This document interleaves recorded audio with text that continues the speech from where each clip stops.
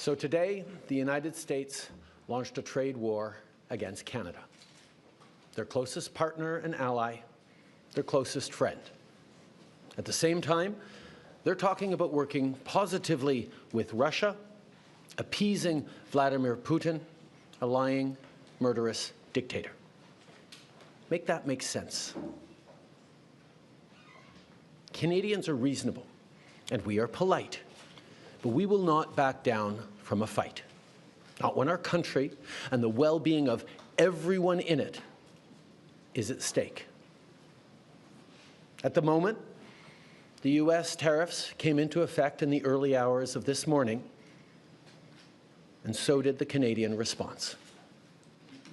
Canada will be implementing 25% tariffs against $155 billion worth of American goods, starting with tariffs on $30 billion worth of goods immediately, and tariffs on the remaining $125 billion of American products in 21 days' time. Encore aujourd'hui, on se voit forcé d'imposer des droits de douane de 25% sur 155 milliards de dollars américains de marchandises. 30 milliards de marchandises américaines, excusez-moi. 30 milliards de dollars de façon immédiate et dans 21 jours, 125 milliards de dollars de marchandises de plus. Today, we will also be challenging these illegal actions by filing dispute resolution claims at the World Trade Organization and through the USMCA. But in the meantime, our tariffs will remain in place until the U.S. tariffs are withdrawn, and not a moment sooner.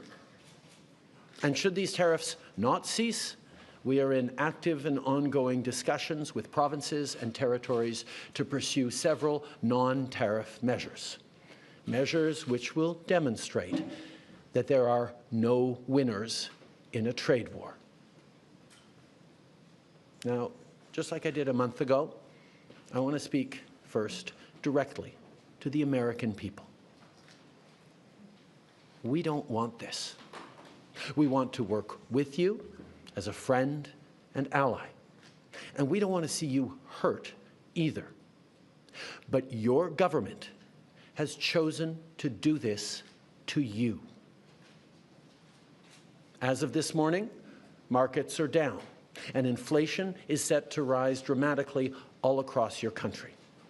Your government has chosen to put American jobs at risk, at the thousands of workplaces that succeed because of materials from Canada or because of consumers in Canada, or both.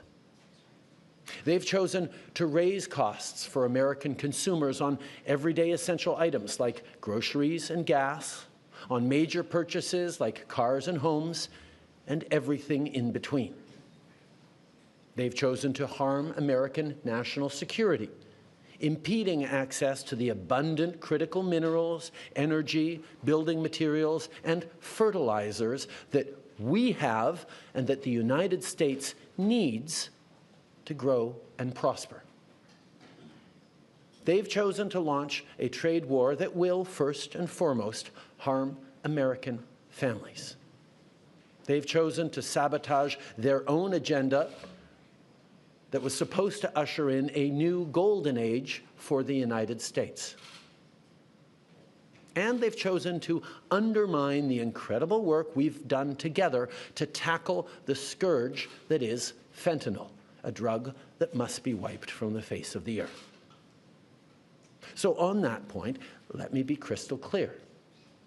There is absolutely no justification or need whatsoever for these tariffs today. Now, the legal pretext your government is using to bring in these tariffs is that Canada is apparently unwilling to help in the fight against illegal fentanyl. Well, that is totally false. Let's look at the facts. Our border is already safe and secure. Far less than 1% of fentanyl flows and less than 1% of illegal crossings into the United States comes from Canada. But we acted. because we know we can always do better. We responded to concerns, including from the President, by implementing an ambitious $1.3 billion border plan. A border plan that includes generational investments in new AI and imaging tools to stop the flow of fentanyl in its tracks, stronger coordination and information sharing with American agencies, along with the deployment of drones, helicopters, and additional personnel to keep our border secure. Now, a month ago, as part of an agreement with the United States that paused the tariffs, we made further commitments. We appointed Kevin Brasseau as our fentanyl czar, a man who dedicated his multi-decade career in law enforcement to combating organized crime networks and drug trafficking. We designated 7 drug cartels, sick, evil groups who cynically profit off the pain and suffering of people on both sides of the border, as the terrorist organizations that they are. And just yesterday, we launched a new joint operations partnership supported by a $200 million investment between Canada's security and law enforcement agencies, a partnership that will enhance the coordination of information and intelligence in order to thwart criminal gangs involved in the illegal fentanyl trade. And critically, our actions are working. As the U.S. Customs and Border Protection just acknowledged, there was a 97% drop in fentanyl seizures from January compared to December, to a near zero low of less than half an ounce seized in January, even with all the further enforcements and actions we've taken at the borders. In sum, we stepped up. We engaged closely and constructively with the President and his administration. We did everything we promised. We stuck to our word. And we did it because we believe in working together to protect our citizens. Now I want to speak directly to one specific American, Donald. In the over 8 years you and I have worked together, we've done big things. We signed a historic deal that has created record jobs and growth in both of our countries. We've done big things together on the world stage, as Canada and the US have done together for decades, for generations. And now we should be working together to ensure even greater prosperity for North Americans in a very uncertain and challenging world. Now, it's not in my habit to agree with the Wall Street Journal, but Donald, they point out that even though you're a very smart guy, this is a very dumb thing to do. We two friends fighting is exactly what our opponents around the world want to see. And now, to my fellow Canadians, I won't sugarcoat it. This is going to be tough, even though we're all going to pull together, because that's what we do. We will use every tool at our disposal so Canadian workers and businesses can weather this storm. From expanding EI benefits and making them more flexible to providing direct supports to businesses, we will be there as needed to help. But Canada, make no mistake, no matter how long this lasts, no matter what the cost, the federal government and other orders of government will be there for you. We will defend Canadian jobs. We will take measures to prevent predatory behavior that threatens Canadian companies because of the impacts of this trade war, leaving them open to takeovers. We will relentlessly fight to protect our economy. We will stand up for Canadians every single second of every single day, because this country is worth fighting for. Les derniers mois ont été stressants et honnêtement épuisants pour nous tous. Mais je crois qu'on peut être rassuré par l'incroyable solidarité dont on a tous été témoins entre nous. Solidarité entre nos entreprises, nos syndicats, notre société civile, les communautés autochtones et tous les Canadiens. L'ensemble de la société canadienne parle d'une seule voix pour qu'on se fasse entendre de nos partenaires américains pour illustrer que l'imposition de droits de douane, c'est une très mauvaise idée.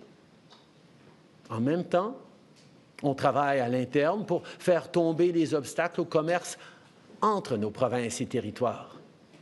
On travaille pour rejoindre de nouveaux marchés à travers le monde, pour bâtir une économie toujours plus forte et plus résiliente.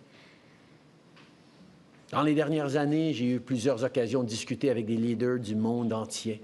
Mon message est toujours le même.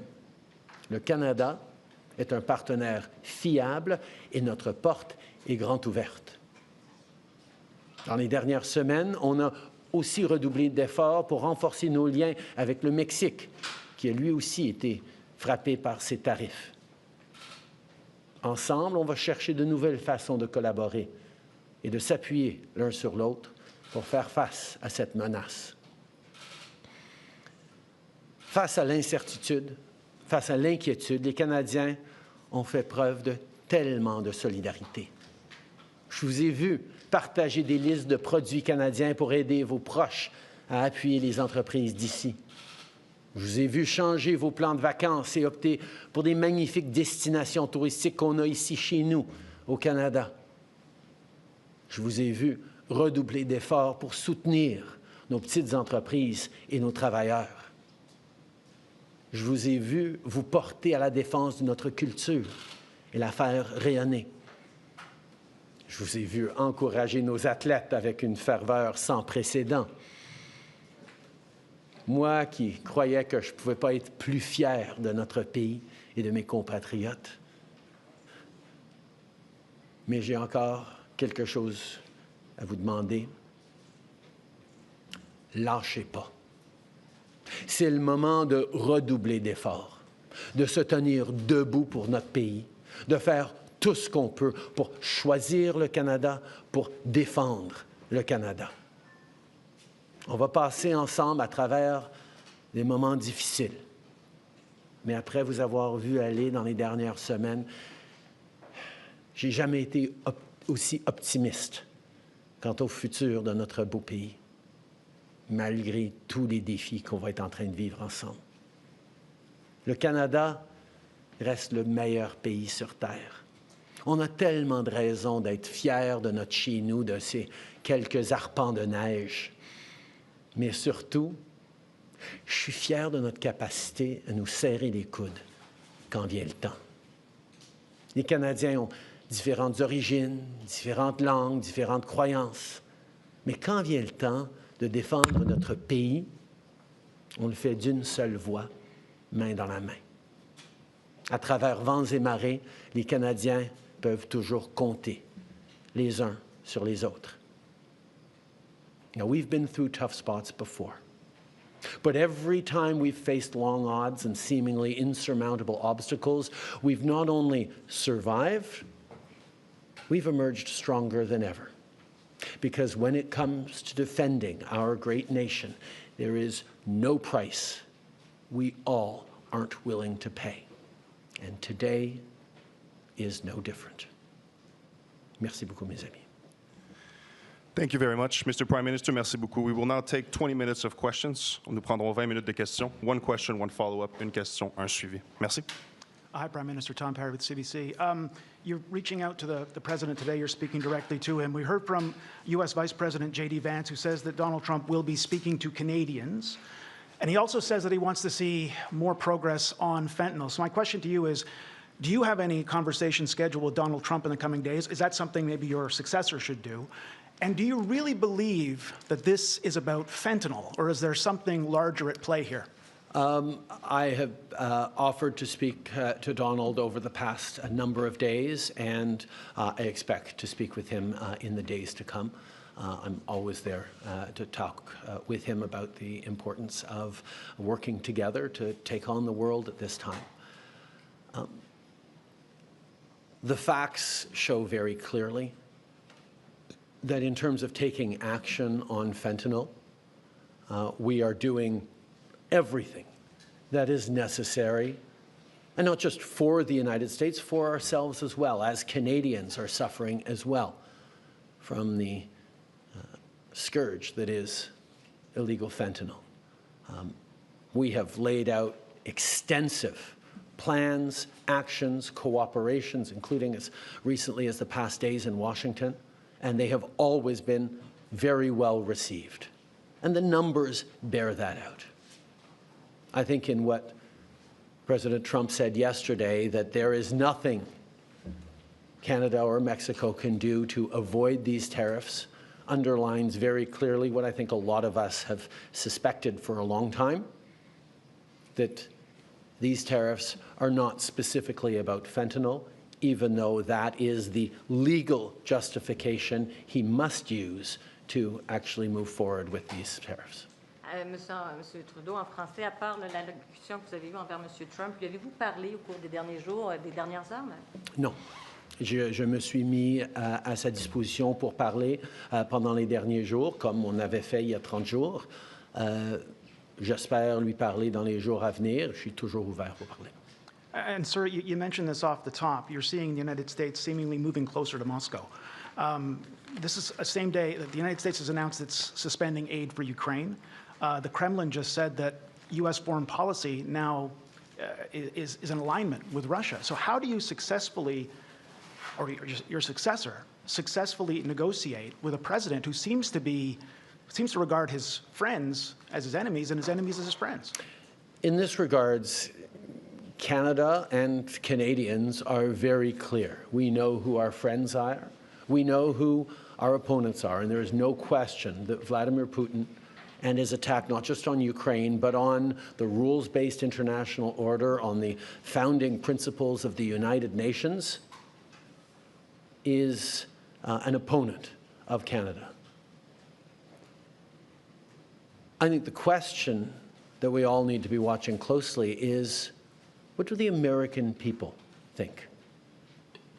How do Americans feel about jettisoning one's friends and allies in favor of a country that has never wished Americans well and continues to act in ways that harm the global economy and specifically the American economy and American values and principles?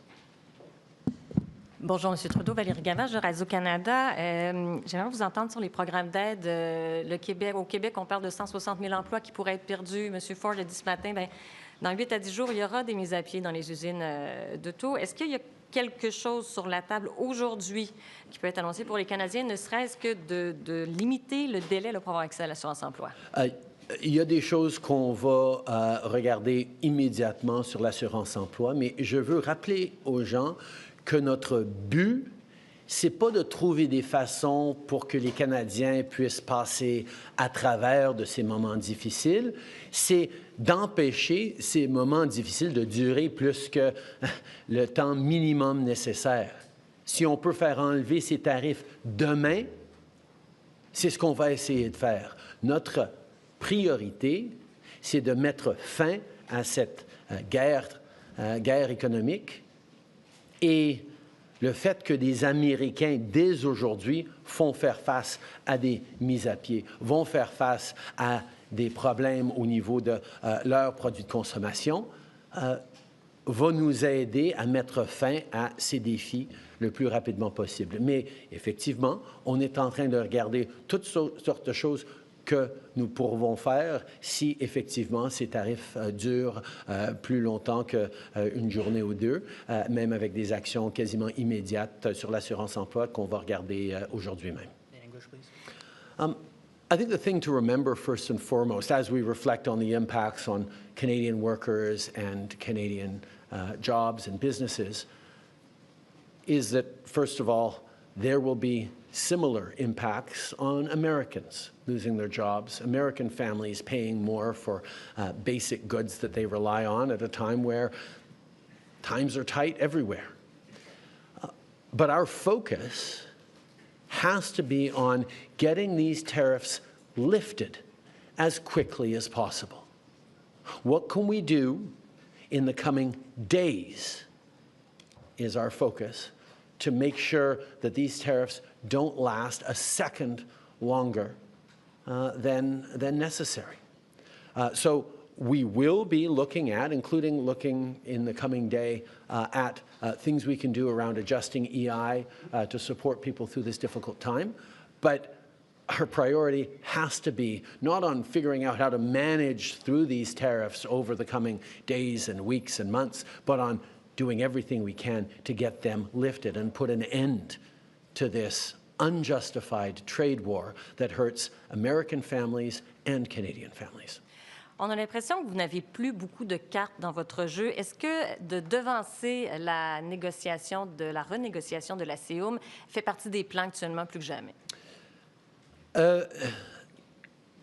Actuellement, dans les conversations avec le président, c'est pas très clair ce qu'il veut exactement. Ou peut-être la seule clarté, c'est ce qu'il a dit à multiples reprises, que son but, c'est de faire écrouler l'économie canadienne pour ensuite pouvoir parler d'annexation. C'est ce qu'il veut. Alors, je ne sais pas quelle négociation on pourrait entamer actuellement pour éviter, pour lui convaincre que ce n'est pas ça son but. Notre réponse aujourd'hui est ancrée dans le fait de démontrer à quel point nos économies sont interreliées. Et si on crée des barrières entre nos économies, les familles des deux côtés de la frontière vont souffrir. Pour démontrer qu'on devrait être en train de faire des choses ensemble. Et pendant qu'il fait le choix de vouloir ruiner l'économie canadienne, je ne sais pas si devancer des négociations dans une situation de si mauvaise foi dans laquelle on se trouve maintenant, où il amène des tarifs sans aucune justification factuelle aujourd'hui, je ne sais pas si d'ouvrir les négociations. On serait toujours ouvert à le faire s'il le voulait, mais ce n'est pas un enjeu dont il a parlé pour le présent.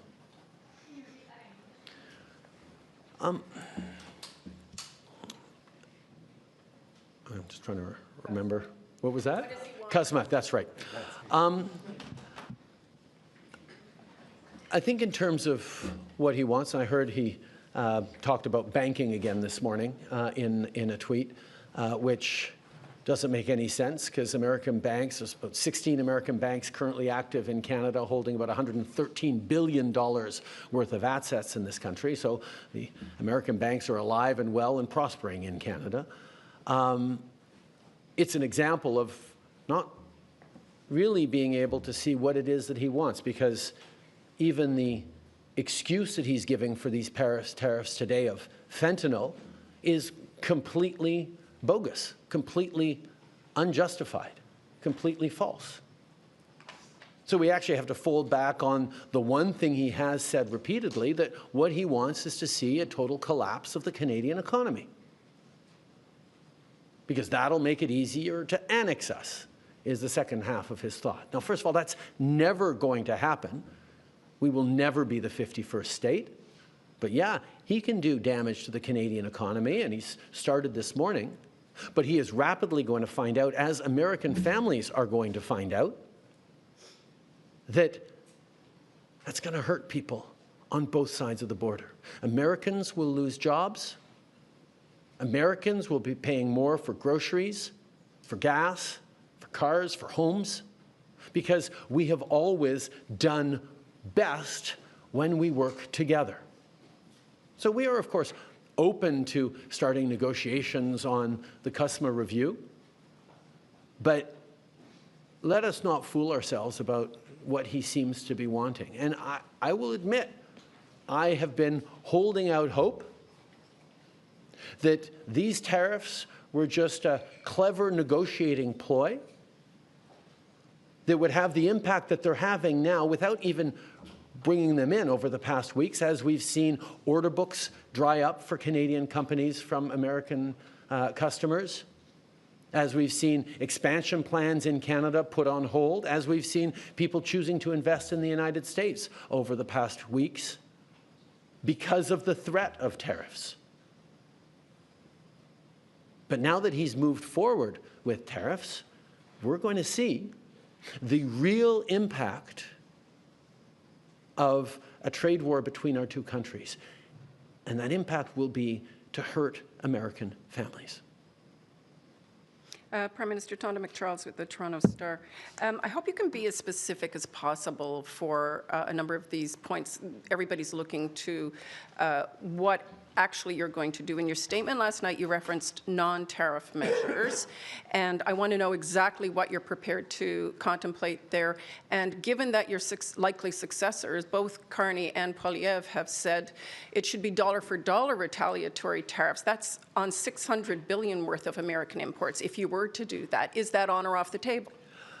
I will be sitting down, as I have every week for the past many, many weeks, with the premiers this afternoon to talk about our individual, combined and collective response to this. As we've put on the table, the federal government has $155 billion worth of tariffs that we can move forward with immediately and that we will be moving forward with both now and 21 days from now to give Canadian companies time to adjust their supply chains to not be overly impacted by this. But there are many other things that have been surfaced by different premiers in different approaches that we can look at. One, for example, is around purchasing and around suppliers and around contracts, whether it's municipal, provincial, or federal, with American companies. There are many different things that we've been looking at, and that conversation with the premiers this afternoon is going to be very, very important. But I can tell you what we have seen is Canadians across provinces and territories, across political lines, are united in knowing that this is a time to hit back hard and to demonstrate that a fight with Canada will have no winners. And the sooner we can get past this fight, back to working together to take on the world, as our two countries always have, the better we'll all be. To what extent have you turned or gotten cooperation from any other allies to exact more pain on the U.S., to accelerate getting to a solution? And are you concerned that Mexico appears to be trying to do their own thing maybe next Sunday? Where are you with any guarantees you've got allies? I've just spent quite a bit of time over these past couple of weeks meeting with European and international allies to talk about a number of different things, including standing up for the rules-based order by defending Ukraine, but also being there for each other in a more challenging and uncertain world. And I can tell you that every country is very, very aware that if the American government is willing to do this to their own closest ally, neighbor, and friend, everyone is vulnerable to a trade war. And our ability to work together thoughtfully and strategically to make sure we're supporting our citizens, we're doing things together in a more diversified way is something that is on the mind of all of our allies. En français, vous en êtes où dans les discussions avec les alliés, que ce soit européens ou mexicains? Comme vous savez, au cours des dernières semaines, j'ai eu beaucoup de conversations en personne avec plusieurs de nos alliés et nos amis européens et à l'international. Tout le monde est inquiet. Ils savent très bien que si les Américains sont prêts à faire ça au Canada, leur allié le plus proche, leur partenaire le plus interconnecté, tout le monde est à risque. Et notre capacité, donc, de travailler ensemble, d'en faire plus ensemble, de diversifier nos chaînes d'approvisionnement de façon encore plus délibérée. Est une conversation qu'on est en train d'avoir et vont continuer d'avoir avec nos alliés. Avec nos partenaires mexicains, on continue à être en contact étroit avec eux et on va continuer de regarder comment on peut faire des choses ensemble, comme j'ai dit, pour ne pas souffrir plus que nécessaire avec ces actions américaines. Thanks. Hi, Prime Minister. Rachel Haynes from CTV National News. As we know, the Liberal Party is going to be picking a new leader over the weekend. But when is it going to be your last official day as Prime Minister? That will be up to a conversation between the new leader and myself to figure out how long a transition is needed. It should happen reasonably quickly, but there's a lot of things to do in a transition like this, particularly at this complicated time in the world. Ma dernière journée sera déterminée une fois que le nouveau chef du Parti libéral sera choisi. C'est une conversation sur combien de temps vont être nécessaires pour la transition. Il y a énormément d'éléments à considérer, mais je sais qu'on veut faire ça assez rapidement. Thanks. So it sounds like it won't be immediately on March 9th or March 10th. So it sounds like you'll probably still have some time remaining to put in some more actions on this. Is one of those things that you're considering going to be taxing oil, gas, and potash exports, even if premiers don't consent to that? As I said, the most important thing we're facing, as I've said, the most important thing we can do is ensure that Canadians remain united. That's why whatever response, individually or collectively, we do across the country, we have to make sure that no single part of the country is carrying a greater burden or suffering any more than everyone else. This is going to be tough for all of us, but we need to be pulling and holding Canadians together every step of the way. And that's the conversation I'm going to be having with the premiers this afternoon in our now weekly meetings. There will be many different ideas we discuss, but the most important thing, more important than doing specific or effective pressure points on the United States, is keeping Canadians united together. As we go through the pain that these American tariffs will inflict on our economy, on our workplaces, on Canadian families, we will be able to say this is happening to us by the decisions of a different government. As American families suffer the impact of these tariffs, of this trade war with Canada, they will be saying this is happening because our own government is choosing to do it to us. That's a very different proposition. And the most important thing right now, more important than anything else, is for Canadians to remain united. And that's why all premiers will be focused on things that make sure Canadians don't get divided amongst ourselves. This is a time for us to pull together because the Americans will be having very real and very challenging debates and discussions about these actions. There will be no debate in Canada about whether or not we should be pulling together and responding. Everyone is aligned on that, and protecting that is job one for the Canadian government and the Canadian Prime Minister. Hi, Mr. Trudeau. OK. Évidemment, il y a différentes choses que différentes provinces ou secteurs peuvent faire pour appliquer de la pression sur les États-Unis. Et il y a plusieurs idées qui ont été mises sur la table, mais je veux être extrêmement clair que ce ne sera pas le fait qu'il y a une région ou une industrie au Canada qui souffrira ou qui portera un plus large fardeau que d'autres. On doit être équitable dans notre réponse et dans nos appuis. Parce que la chose la plus importante dans toute cette affaire, c'est que les Canadiens restent unis. Et c'est de ça que je vais parler avec les premiers ministres des provinces et territoires cet après-midi, que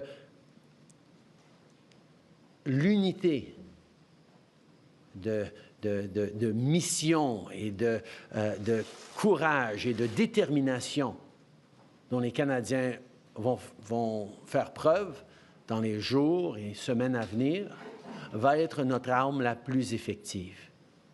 Parce que les familles canadiennes qui vont faire face à des impacts négatifs à cause de ces tarifs vont être en train de dire « Mais nous, on va se tenir ensemble en tant que Canadiens parce que c'est un autre pays qui nous est en train de faire cela. Et nous, on va tenir bon, puis on va réussir à passer à travers. » Les familles américaines qui vont voir des pertes d'emplois, qui vont voir des augmentations de prix à cause de ces tarifs, eux, ils vont devoir se dire « C'est à cause de notre propre gouvernement qu'on est en train de souffrir maintenant. » Et ça va amener des conversations extrêmement difficiles entre Américains sur le pourquoi de cette guerre commerciale injustifiée. We will take one last question and follow up. Thank you. Hi, Mr. Trudeau. Mackenzie Gray with Global. You mentioned the markets earlier. Someone who knows a thing about them, Warren Buffett, came out and said that these tariffs could be viewed as an act of war. Does the Canadian government believe these tariffs from Donald Trump is an act of war from the U.S.?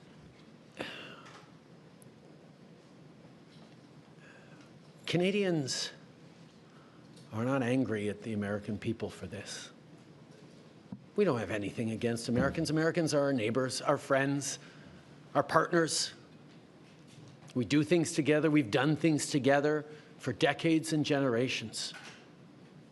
This is a policy decision by the American government designed to go after the Canadian economy. This is a trade war, yes. But Canadians